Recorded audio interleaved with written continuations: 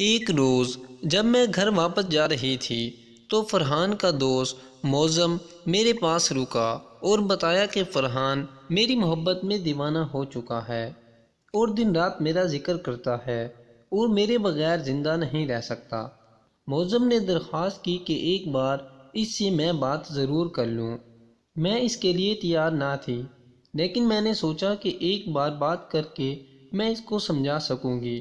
بالآخر بہت سوچ و بچار کے بعد میں نے فرحان سے رضامندی ظاہر کر دی اور وہ مجھے ایک فلیٹ پر لے گیا، لیکن وہاں کا ماحول مجھے کافی پریشان کن محسوس ہوا کہ میرے دل میں اس کے لیے جگہ تھی۔ پھر پیار بھری باتوں کے ساتھ اس نے مجھے چھونا بھی شروع کر دیا اور اگلے ہی لمحے وہ میرے ساتھ لپٹ گیا اور آہوں اور سسکیوں کے باوجود وہ مجھے بے آبرو کرتا رہا۔ میرے لیے یہ واقعہ انتہائی وحشت ناک تھا۔ میں ٹوٹے ہوئے دل اور زخمی روح کے ساتھ گھر واپس آئی اور خاموشی سے اپنے کمرے میں جا کر لیٹ گئی۔ میں نے رات روتے ہوئے گزار لی، لیکن میں کچھ نہیں کر سکتی۔ اپنی قسمت پر ماتم کے سوا اب مجھے یہ خوف بھی لاحق تھا کہ میں کہیں حاملہ نہ ہو جاؤں۔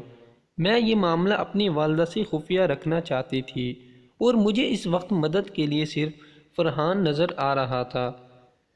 میں نے فرحان سے رابطہ کیا تو اس نے بتایا کہ وہ ایک نرس کو جانتا ہے جس سے معائنہ کروایا جا سکتا ہے۔ کچھ عرصے بعد اس نے میرا معائنہ کرایا تو پتہ چلا کہ میں حاملہ ہو چکی تھی۔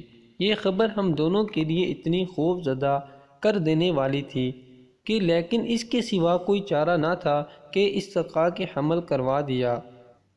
لیکن اس دوران کسی پیچیدگی کی وجہ سے میرا بہت خون ضائع ہوا اور میری حالت غیر ہو گئی۔ بالآخر مجھے یہ معاملہ اپنی والدہ کو بتانا پڑا، لیکن ان کا رد عمل اتنا خوفناک آئے گا میں نے سوچا بھی نہ تھا۔ انہوں نے میرا تمام سامان اکٹھا کیا اور گھر سے باہر پھینک دیا۔ انہوں نے مجھے باہر نکال کر گھر سے دروازہ بند کر لیا تھا۔ اب میرے پاس فرحان سے مدد مانگنے کے سوا کوئی چارہ نہ تھا۔ وہ مجھے اپنے فلیٹ پر لے آیا۔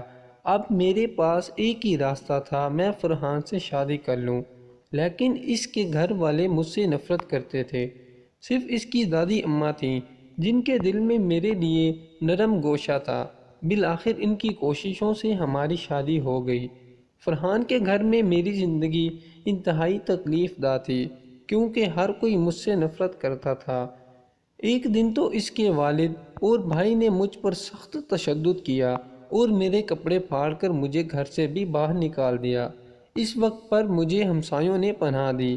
میری تکالیف کا سلسلہ یوں ہی جاری رہا کہ میری قسمت نے ساتھ دیا اور میں ایک یونیورسٹی میں داخلہ لینے میں کامیاب ہو گئی۔ میں نے بہترین تعلیمی کارکردگی کا مظاہرہ شروع کیا۔ اس دوران وہاں میری ایک بیٹی نے بھی جنم لیا۔ یونیورسٹی کی تعلیم مکمل کرنے کے بعد مجھے اسکالرشپ مل گئی اور میں باہر چلی گئی۔ میری تعلیم نے میرے لیے دنیا میں سب سے بڑے سہارے کا کام کیا۔ اب میں ایک آزاد اور خود مختار عورت کی طرح زندگی گزار رہی ہوں، لیکن جو زخم میری غلطیوں کی وجہ سے زندگی نے مجھے دیے ہیں ان کو کبھی نہیں بھر سکوں گی۔